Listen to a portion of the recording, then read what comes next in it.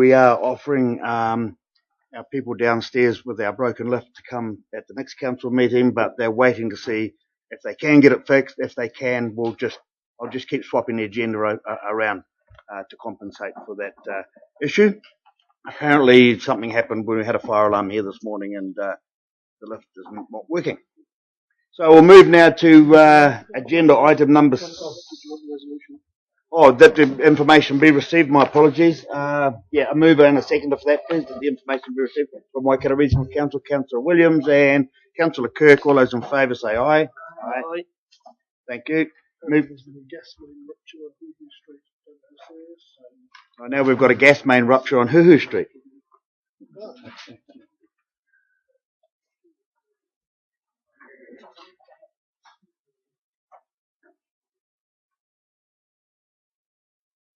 Okay, we have Mr. Lewis in the hot seat again for agenda item number 7, which is the tender contract for Tirahonga Road wide treatment. It's the handout is actually, you should have a handout to go into your agendas. Thanks, Steve. So once again, Mr. Lewis is there to answer any questions. We could take the document as read, and I ask for any questions for clarity, etc., from councillors. Fairly straightforward tender. Rata Construction from Reparoa, $273,997.40. Never fails to amaze me, all these cents at the end of all these big numbers. Any questions? Mover? Is that for moving? No question. Yes? Yeah. Councillor Truman, sorry. You know, I was just wondering, is that stretch of road impacted on by geothermal? Is there a slumping in part of the road? No, it's not. No. And anything further from any councillors? Okay, I'll ask for a mover and a seconder, please. Move, Councillor Johnson. Seconded, Councillor Truman. All those in favour? Aye. Moved. Thank you. Moving now to agenda item number 8, Upgrade Emergency Operating Centre. So we've got Mr. Fox down here. Do you want to just give us a little bit of an overview of this, please, Mr. Fox? Thank you, Mr. Chair. Between myself and Mr. Parker, I know we've also got our local controller here, Mr. Howard, so we might be able to answer all the questions that you may have. This is just really a mechanical matter in terms of we traditionally have used the chamber as an EOC, Emergency Operating Centre. That's no longer viable in terms of a requirement for a post-disaster facility, and therefore we have been looking at other options. And this item suggests that the modifications to the current CD rooms across the way in the prefab building is the best option we can achieve at this point in time. Okay, any questions, councillors? What do you actually have to do to the building, Mr. Fox? Mr. Fox is referring to the prefab building at the very end of the property here? Yes, we have to do some work to the ceiling, in my understanding, Mr. Chair, and also do some bracing as well to walls and to piles. Mr. Parker, is that, I think that's quite correct? Is that seismic issues or?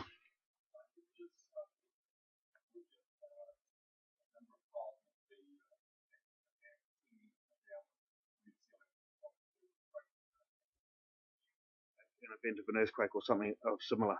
So this is really a maintenance item issue, isn't it? Moved.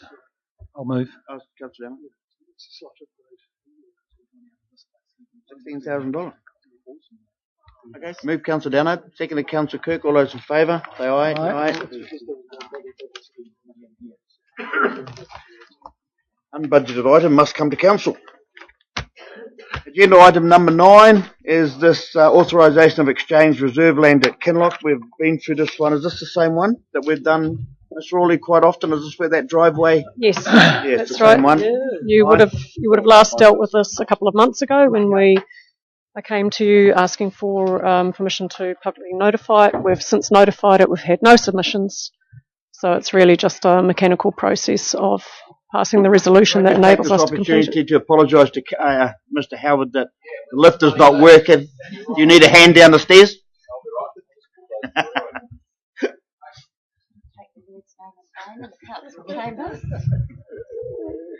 Okay, so I think you'll all remember this one. It's been to council 2 or 3 times. It's now been advertised, as I think I heard you just say. Yes, and the submission period closed with no submissions for or against.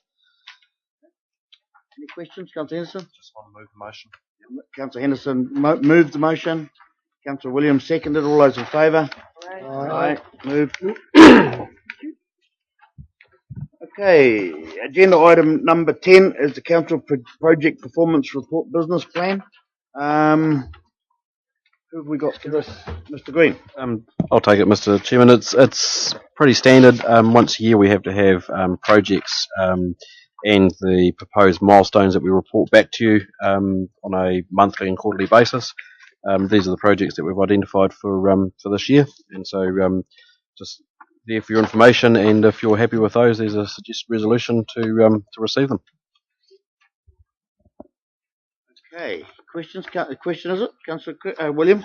Yes, just one question of Mr. Green. Could you update us on the museum governance options? I understood that they were to be presented at this August meeting.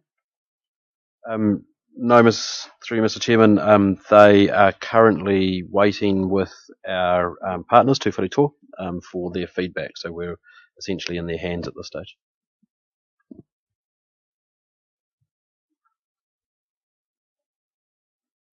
Any other further questions, clarity, etc.?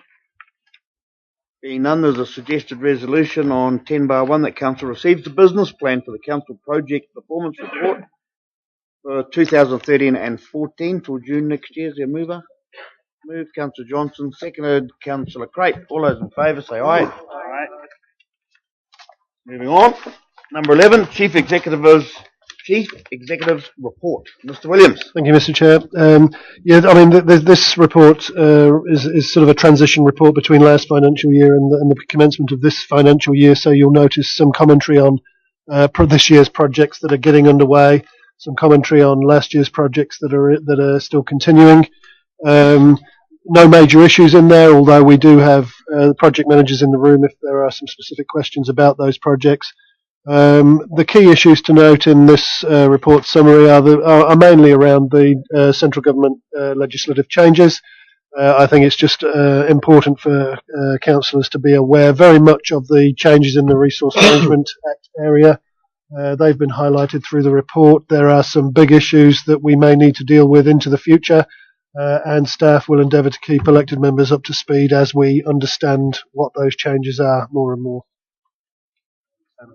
Oh, sorry, Councillor Kirk. I just wonder for the next council if it might be appropriate for a letter of invitation to the Minister, Amy Adams, to be sent to come and address perhaps staff and councillors on changes. Certainly can be considered, yes. Yeah, always difficult to get a minister into the room, but if we can take an opportunity to do that, then why wouldn't we? Mr. Williams, I know this report would have been written a few days ago. Yep. What assurance can you give me that these toilets, which I've been very keen on helping to promote at Mangakino and Whakaaro, are going to be in by the end of September? Gareth? I can give you assurance, Mr. Chairman. They're all there.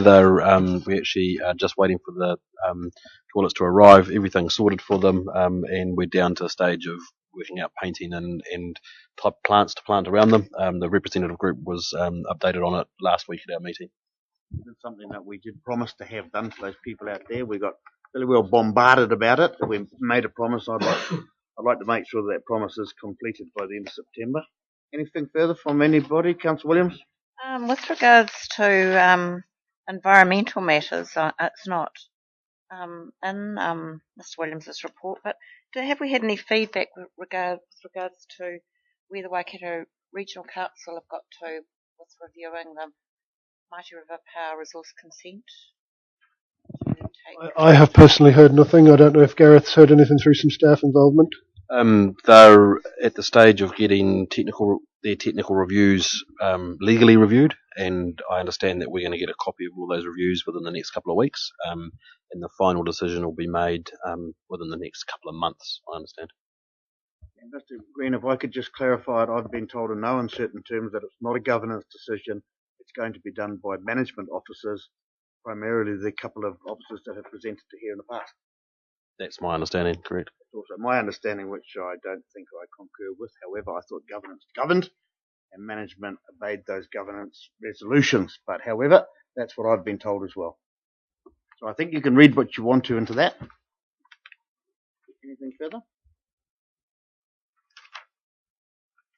So with regards to that, when that comes out, is it the mandate of this council to have any comment or involvement in whatever the decision is by the Waikato Regional Council?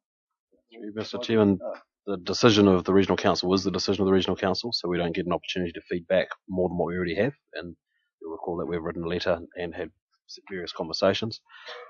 Obviously, once the decision is made, then it's up to this council and any other party about what you do with that if you're dissatisfied with that decision. The only opportunity you have, if you are dissatisfied with that decision, is a judicial process, which would cost a lot of money, a lot of time, and I don't think this council, and we've discussed it before, would have the appetite to take that on. Just with the capital projects update, under the AC Bars refurbishment, stage 2, under the key risks of additional funding required for the new cafe and Bombing Island scope changes, when is that going to be formally addressed? The next meeting, the council meeting, in September of that will be put the council outlining what it's for. I think Andrew, in fairness, Andrew's still trying to get all the costs and get them pretty robust so that we can present it to council. It's going to be next month or one after. Were those lights off to help webcam, or I just wondered why it was so dark down there? Councillor Williams? Oh yes, being on the working party along with Councillor Crate and Councillor Hickling, we certainly have more up-to-date information than what's prepared here. I see that this report is actually dated for the month ending the 30th of June. I just wondered if it would be appropriate, Your Worship, to ask Mr. Bowden to give us all an update, because things have certainly moved along with regards to Mr. Bowden, if you're going to reply, could you come forward and speak into the speaker? We have webcam on and a lot of complaints about volume and audio issues. Thanks. Thank you.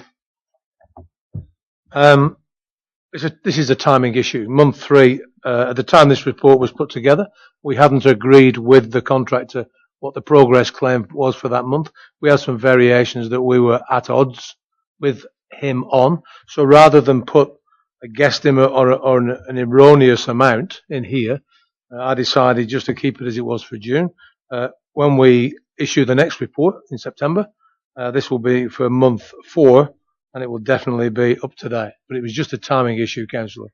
I apologise for that, but there were some variations that we were at serious odds with the contractor, and it took a while to get those agreed. We have paid him for month 3, but it's unfortunately not here.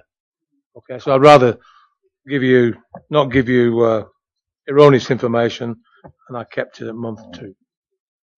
And I know that you're presenting in the September meeting, but I think it would be a good idea to signal to councillors that there has been quite a number of unexpected events and problematic areas that had to be addressed over and above the contract. And I think it's prudent that we advise the councillors of. I'll be doing that. But can we signal that now, because it does look like the contingency budget is not going to be sufficient. No, it won't be. The new cafe is a scope change. That was never in the scope. It was diagrammatic on the construction drawings. The bombing island, we were doing no work there. When we took the covering off the bombing island, the slab was cracked, broken in many places.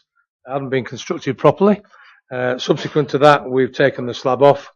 We have costs to recompact the material below, which hadn't been compacted very well, put a new slab on, and then a non-slip cover over the top. I have those costs now. And also, within a hidden ventilation duct between the learn to swim pool and the indoor leisure pool, when we opened that up, that was full of rust. So, wouldn't have lasted very long, probably a year, 2 years. So we've obtained a price from the contractor to replace that ducting, put in new, because it is concealed, and I'm confident that that will last probably about 25 years from now. So these things have just come about as we've done the demolition work and started to do some of the construction work. I've got quite a new one as well. As you walk down the stairs and you face like a service area down the bottom, that's a separate building to the remainder of the facility, and it was constructed, I would say, about 25 years ago. We had to cut an opening between two rooms in existing blockwork, and when we did that, we found the blockwork has no reinforcement in it. It's not structurally sound, and it's supposed to be supporting the slab, the roof slab above it. So we've passed it on to the structural engineer from a seismic perspective. Bear in mind that is quite a heavily trafficked area by the public. He's given a design to address that. I haven't got the cost for that yet. That's why it's going to be in September, but I'll be putting that forward as well. And again, it's a public safety, health and safety issue. If we hadn't have cut the hole in the blockwork, we'd never have known. And Mr. Bowden, you had a discovery with regards to some sumps and some additional costs. Oh yeah, we found outside there's a stormwater sump in the concrete, which is connected to the foul sewer, which is illegal. So we're going to have to reroute that into the adjacent stormwater system. So these little, for want of a better description, surprises are popping up all the time. I'm hopeful they'll come to an end as we are trying to close in now. But I think we've found most of them. So that's why I can't do it this month, but I will be doing it in detail for the next meeting in September. And I guess the other thing that I think we were all on the working party in agreement that the existing hot pools, the building was very shabby and not in keeping with the two new construction areas, stage 1 and stage 2. So I'd just like you to make some comments to councillors about bringing that up to scratch so that it's not a visually, it doesn't spoil the site visually. Yeah, we reviewed doing quite a bit of work in that area. Those costs that we discussed with the working group were prohibitive. They're over $1 million. So the working group decided we weren't going to proceed with that. Last night I received an updated, marked up layout of the area from the architect with a view to basically decorating the area. It is an extreme minimalist approach.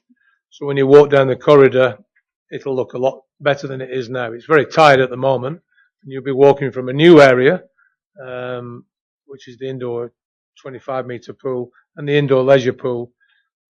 If you went in there now, it would look extremely tight. So it's basically painting and some new flooring, and that's it.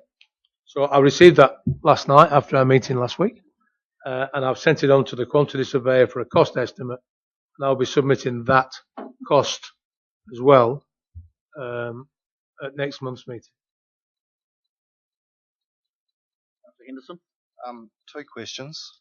Of all the things you've just outlined, most of them sound to me, although not all of them necessarily, but most, that they're things that you found during the process of doing the job that could be classified as design flaws from the previous build to some Well, the cafe is a new cafe. Yes. So that's not. Yes. The Bombing Island definitely is. Yes. Badly constructed again, but hidden. Yes. The area at the stairs with the additional steelwork for seismic purposes, that's just bringing the building up to code. We have addressed seismically the indoor 25-metre pool. We've addressed seismically the indoor leisure pool, and then this area, which is a completely separate building, will address that now as well. But if we hadn't have opened up the blockwork, we wouldn't have found that. My second question is, you've mentioned you've costed some of those things. Some. What are we looking at? Are we able to discuss those costs? No. No. I haven't. I'd rather present all the information together. I haven't got the cost for the cafe yet. I haven't got the cost for the seismic work. I haven't got the cost for the Bombing Island, and the cafe is still a bit up in the air. Hopefully this week we'll have the new layout for the cafe signed off by the operator, and then the architect will then complete the detailed design, and I'll give that to the quantity surveyor for a cost estimate. So now, Council, I'll pull all those together in one package, but provide detail for each one and why we need to do it. Understandable. Thanks. So, Mr. Bowden, I hear from Councillor Henderson, he made a point of bad design, but is this bad design or is this just shonky builders? I mean, what pipe is put into what pipe, did you say before? Since the refurbishment, Yeah. 10 years ago, there's been one or two stormwater. It's like a drain, really, in the concrete. And the one that we found, there are quite a few of them, but the one we've found to start off with goes straight into the foul sewer, whilst there's a stormwater manhole closer. So somebody has just cut it out, put a new pipe in, and put it into the foul system, which is, as you know, Well, it's illegal. it's illegal. And it's shonky workmanship, isn't it? Yeah, somebody's. Yeah, it is. Yeah, it's. I know any buildings I've been involved in get checked quite thoroughly by inspectors, so I'll rest my case. Councillor Williams? Your Worship, I think Mr. Bowden could probably write a book on the shonky workmanship that was allowed to take place at the AC bars. I think it's actually appalling. I agree. And it's only 10 years ago. It's in the modern age. Councillor Henderson? Just to clarify, when I said design, I should have probably more accurately said design and or workmanship. But I would also include in that some of the asset management practices of the past, which seem to have turned up a number of problems with regards to the facility too, what I've seen. So he's looking to better asset management going forward.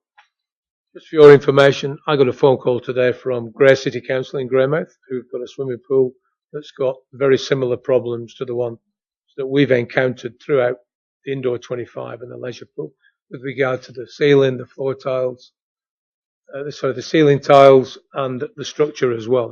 Some of their problems are even worse than what we've encountered. So, whilst it's not comforting, we're not alone. Well, that doesn't give me much comfort. No, I know. We came second after Wakatani from the same builders too for a $5 million debacle, but it's only my personal opinion, but I don't believe swimming pools should have roofs on them because hot air rises.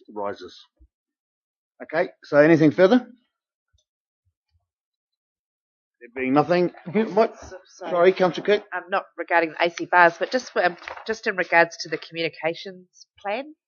Yeah, at the top it's got that it's contribution to the TDC business plan 2013-14, but there seems to be a lot of past stuff in here. And then I've got a couple of grey pages which have dates from before, but also in those grey pages on 11/15, halfway down, are connected bus changes, and it seems that TDC have contributed to bus changes through marketing and advertising, whereas I thought WRC before in their presentation said that they had picked up the marketing bill for the changes. So I don't have an answer to that, I'm afraid, but I can find out for you. And what I will say is I think we have just appointed a new communications manager.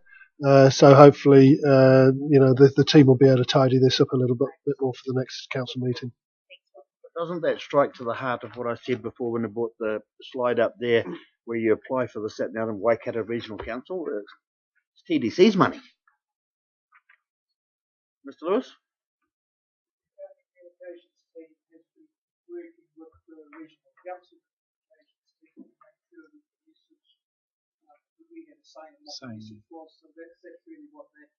Great. Thank you. Okay, Councillor Williams? Just getting back to the AC bars, the asset manager. We were talking about an asset manager. Where have you got to? What's that? As I stated, probably in the June meeting, I think it might have been that we have appointed a contractor to undertake that role until such time as we've ascertained what exactly we want to bring in-house. Our vision at the moment is that we need that facilities management skill within our own team. However, the contractor is perfectly capable of doing the job until we make a decision with regards to making an appointment. So, we've got the skills at our availability. So the manual from the AC bars, the manual, what stage are we at for that? That would have been a good question for Andrew, but he's left. So I can find out and get him to email it. But as I understand it, just for some clarity, there will become an end to this AC Bowes saga.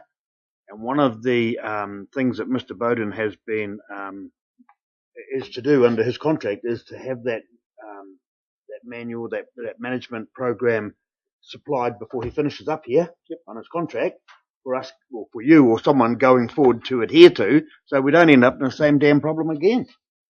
Am I got that clear? Absolutely, not just the AC baths, but the event centre and any other building that has complex equipment associated with it. Asset manager. So I might be missing something here, but we should be moving a motion that we receive the Chief Executive report, but there isn't one there, is there? Is it? Folded over too much, sorry. So the Chief Executive Officer's report for August 2013 be received. Councillor Henderson and Councillor Williams. All those in favour? Aye. Aye.